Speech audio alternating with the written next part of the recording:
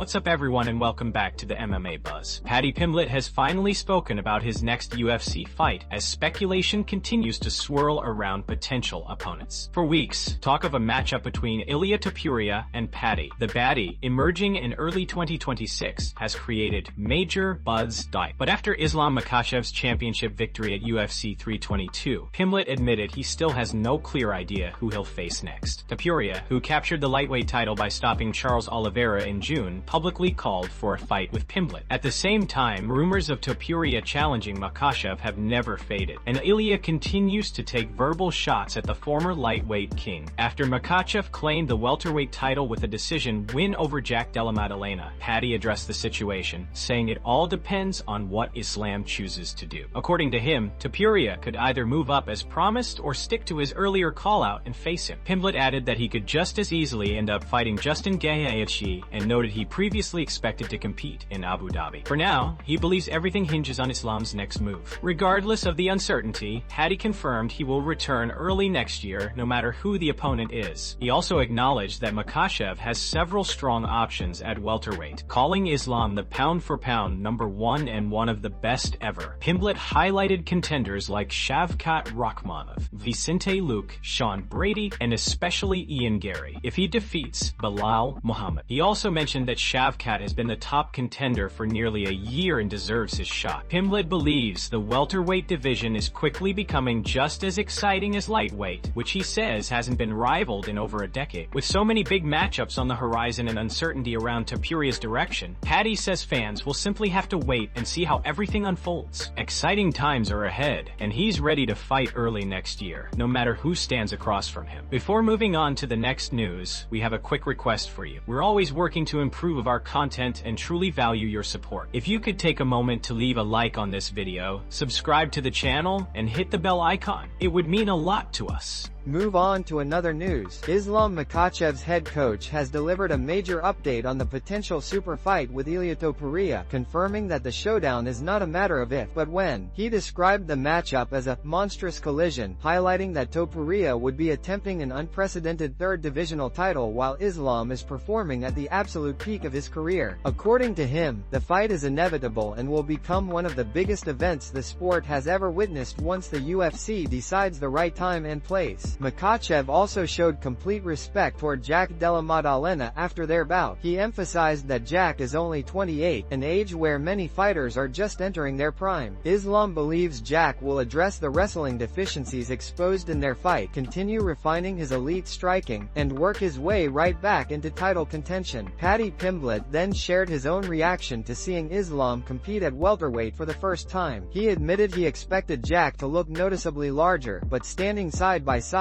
Islam appeared every bit the natural welterweight. Paddy noted that Islam's size, strength, and physical presence allowed him to neutralize Jack's offense with ease. After seeing that matchup up close, Pimblett said he immediately knew Islam would control the grappling exchanges without much difficulty. Javier Mendez later expanded on the potential Topuria fight, acknowledging the promotional side of the sport and praising Ilia for keeping himself in the conversation. He made it clear that if the UFC offers the matchup, there would be no hesitation on their side. Mendez said that Islam, together with his manager Ali Abdelaziz, will always make the right decisions for his career. He reiterated that the meeting with Topuria will happen, whether it's at the White House event or another major card. What makes this fight historic, he said, is that Topuria would become the first fighter ever to challenge for a third UFC belt. Mendez called it a truly massive moment for the entire sport, the kind of clash that defines an era and elevates both athletes into legendary territory. Move on to another news. The MMA community has been buzzing after Demetrius Johnson shared his thoughts on Islam Makhachev's future following UFC 322. According to the former champion, Makhachev should pursue a massive fight with Ilia Topuria and then consider retirement. Johnson explained that he has trained with Islam and believes he is not small for welterweight, calling him a naturally big and powerful fighter. In his view, Makhachev has already achieved enough and earned enough, and should look to finish his career the same way Khabib Nurmagomedov did, at the top, on his own terms. Johnson suggested that Islam fight Topuria at the White House event and, if victorious, walk away from the sport. He argued that many fighters stay in the game longer than they should, taking unnecessary damage and risking their long-term health. To him, a win over Topuria on such a historic stage would provide the perfect exit, especially since Islam's legacy already extends far beyond the cage. However, Johnson's opinion quickly stirred debate, and not everyone agreed with his proposal. Fans questioned why Islam should defend his welterweight title against a featherweight champion instead of established contenders in his own division. Many pointed out that fighters like Morales, Prates, Usman, Ian Gary, Belal Muhammad, and Shavkat Rakhmonov are far more deserving. Some fans argued that Islam fighting Topuria at 170 makes little sense competitively, even if the spectacle is huge. Others countered that a Topuria fight would generate massive revenue and could cement Islam's place as one of the sport's all-time greats. They claimed that facing a former defending champion at a historic event could elevate his legacy more than fighting rising contenders. Still, several fans strongly opposed the idea of Islam retiring early. They argued that Khabib stepped away because of personal tragedy, not because his career was complete. In their view, Islam's journey is different. His legacy is still being built, and he has more dominant performances ahead of him. Topuria, they noted, has not established the historical significance required to be part of Islam's defining moment. The debate reflects just how divisive Johnson's comments became, with fans split between protecting Islam's legacy and pushing for the biggest possible super fight.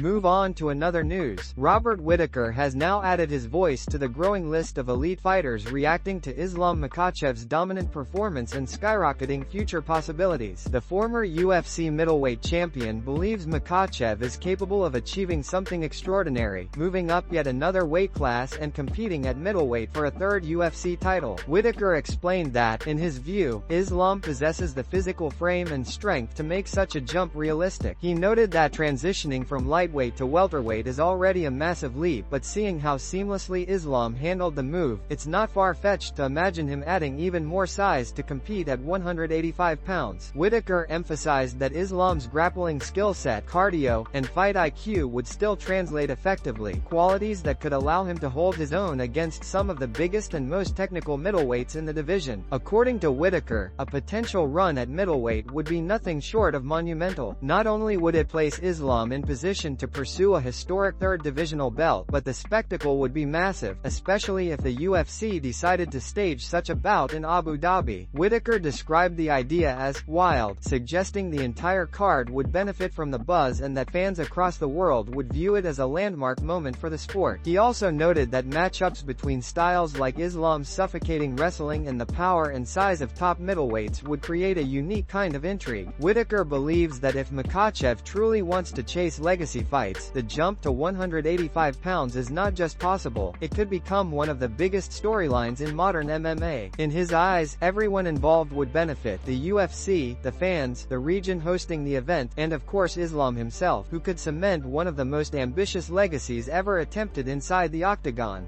Move on to another news. Amid all the talk about Islam Makhachev possibly moving up to middleweight, his accomplishments at UFC 322 continue to resonate throughout the MMA world. Belal Muhammad and Daniel Cormier were among the first to praise Islam and the entire Team Khabib camp for what they achieved on the historic card. According to Belal, the victory marked a milestone not just for Islam, but for the legacy of one of the most dominant teams in UFC history. Team Khabib, alongside coach Javier Mendez, has now produced its first two-division champion. Belal called this legendary status, emphasizing that it elevates the team to an even higher level in the sport's history. Belal also addressed fans who questioned whether he felt overshadowed by Islam's success. He made it clear that another fighter's achievements do not diminish his own goals. His full focus, he said, remains locked on Ian Gary. Belal explained that while Islam performed brilliantly at UFC 322, his own moment comes the following week, and he intends to remind the division that he is still one of the top contenders. He stated that nothing else matters unless he delivers a dominant finish against Gary. Belal then shared a humorous moment involving Khabib Nurmagomedov backstage. After Islam became a two-division champion, Khabib approached Belal and jokingly told him to "put your eyes down," acknowledging that Islam had now joined the elite group of fighters who have held belts in two separate divisions.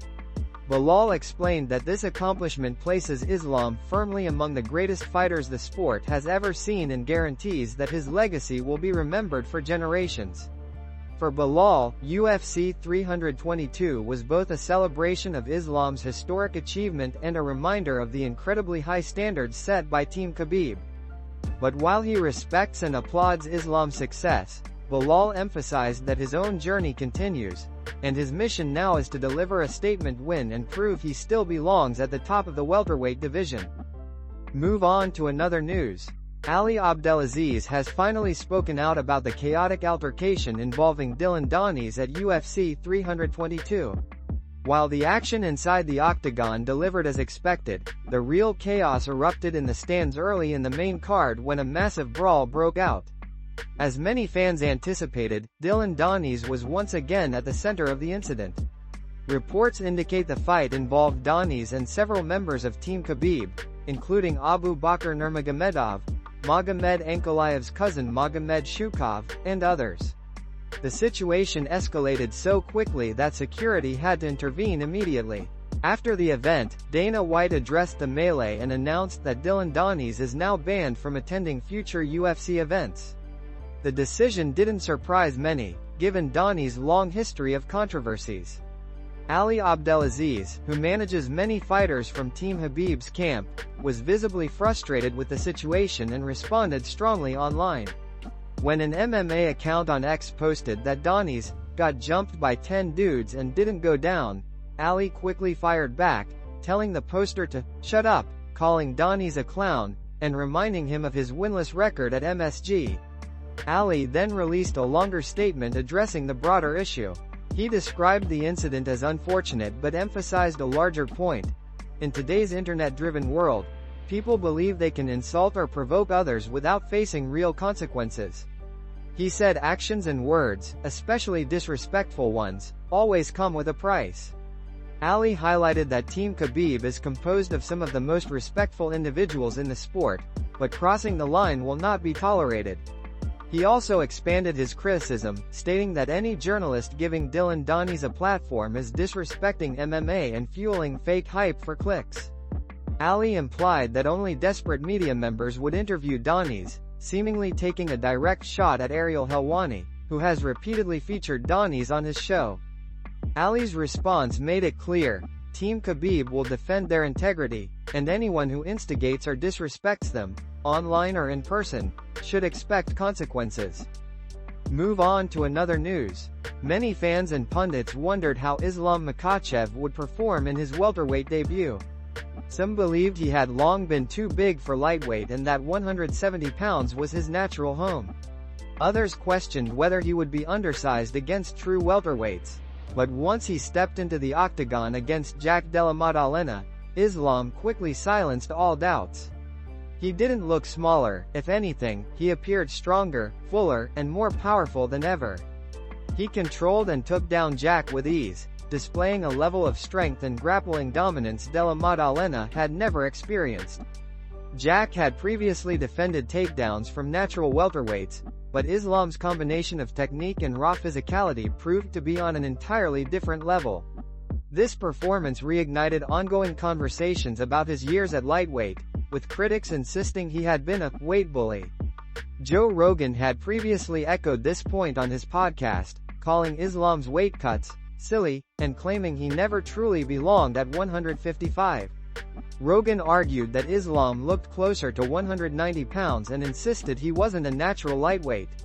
He even mentioned discussing weight class reforms with Dana White and Ari Emanuel, believing the system needed an overhaul. After becoming the welterweight champion, Islam was asked directly about Rogan's long-running comments.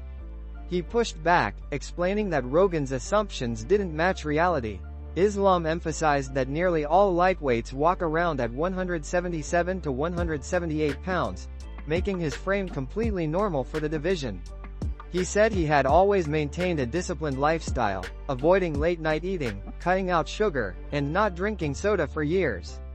His natural walk-around weight rarely exceeded 182 pounds, and he never followed extreme diets or suffered through dramatic cuts. According to Islam, his everyday weight hovered around 180, and he was always comfortably within range for lightweight. Islam's response made it clear that his success at welterweight isn't proof of past unfair advantages. It's simply the next evolution of a fighter whose discipline, technique, and strength translate across divisions. Move on to another news. Sean Brady has finally broken his silence following his tough loss to Michael Morales at UFC 322. In the aftermath of the fight, Brady released an honest and heartfelt statement, reflecting on both the emotional impact of defeat and the mindset required to move forward in a sport as unforgiving as mixed martial arts. He acknowledged that MMA brings some of the greatest highs an athlete can experience, but also some of the lowest moments. Yet he made it clear that he wouldn't trade this life for anything. Brady spoke about how he wakes up every day grateful to live his dream, reminding fans that even in defeat, his passion for the sport remains unchanged. He emphasized that one loss will not define him or derail the journey he has worked his entire life to build. Instead, he views setbacks as part of the process, a reality every fighter must face at some point in their career. He showed respect to Michael Morales, praising his opponent's performance and acknowledging that on that night, Morales was the better man. Brady expressed no excuses, taking full responsibility while also maintaining confidence that he will return stronger. He highlighted his commitment to learning from the experience, improving his skills, and using the loss as motivation rather than discouragement. Brady also took a moment to thank his supporters, his team, family, and fans, who stood by him before, during, and after the fight. Their encouragement, he said, fuels him to push harder and come back with renewed determination. Despite the disappointment, he made it clear that his story is far from over. His statement reflects the mindset of a true competitor, resilient, grateful, and hungry to rise again. Sean Brady's message serves as a reminder that even in defeat, a fighter's character and resolve shine brightest. He may have stumbled at UFC 322, but his focus and drive show that the journey continues with even greater purpose.